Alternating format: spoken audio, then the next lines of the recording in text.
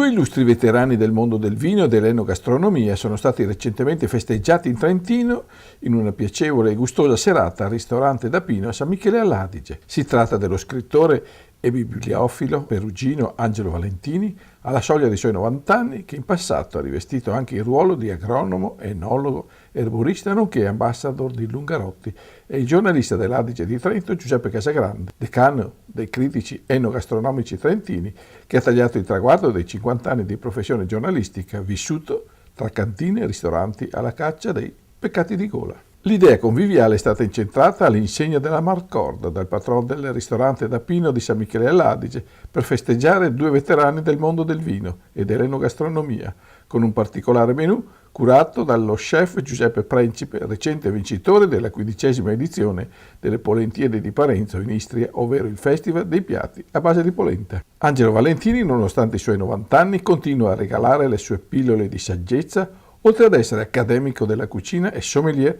è anche pittore, scrittore, giornalista pubblicista, biofilo, collezionista e brillante conferenziere, nonché raffinato gourmet. Un figlio d'arte che ha ereditato dal padre commerciante di vini la passione del pianeta di Bacco, unitamente a quella dell'antiquariato e il collezionismo. Oggi distilla il suo sapere agli amici amanti del buon vivere. All'incontro trentino, Angelo Valentini è stato festeggiato, tra gli altri, da Danilo Moresco, patron del ristorante da Pino, dal professor Francesco Spagnoli, presidente emerito dell'Istituto Agrario di San Michele all'Adige, da Franco Lunelli della Maison Spumantistica Ferrari, di Giampaolo Girardi di Proposta di Vini, dai produttori Paolo Endrici, Roberto Zeni, Giorentino Sandri, Giulio De Vescovi Ulzbach e da Gianni Borta, presidente della Camera di Commercio di Trento. Giuseppe Casagrande, in veste di presidente e di giuria alle Polentiere istriane, è soprattutto una firma storica del giornalismo trentino, nonché decano dei critici enogastronomici e commissario nei più prestigiosi concorsi enologici internazionali. Nato in provincia di Trento, Giuseppe Casagrande entra giovanissimo al quotidiano L'Adige. Dopo l'esordio nel settore dello sport, ha maturato la sua esperienza negli avvenimenti della politica estera del giornale per 30 anni.